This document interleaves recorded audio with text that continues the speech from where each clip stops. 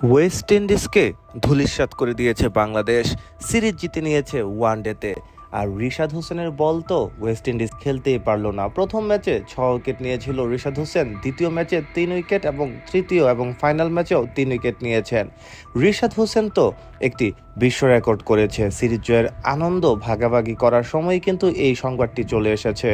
হ্যাঁ দর্শক, রিশাদ হোসেন বিশ্বের একমাত্র বোলার যিনি কিনা একটি 3 ম্যাচের সিরিজে সর্বোচ্চ উইকেট নিয়েছেন।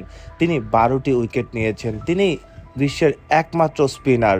পেস বোলার যারা আছে তারা হয়তোবা 3 ম্যাচের সিরিজে অনেকেই বেশি উইকেট নিয়েছেন, মানে 12 উইকেটের বেশি নিয়েছেন, কিন্তু রিশাদ একমাত্র বিশ্বের স্পিনার যিনি একটি 3 ম্যাচের সিরিজে সর্বোচ্চ 12টি উইকেট নিয়েছেন।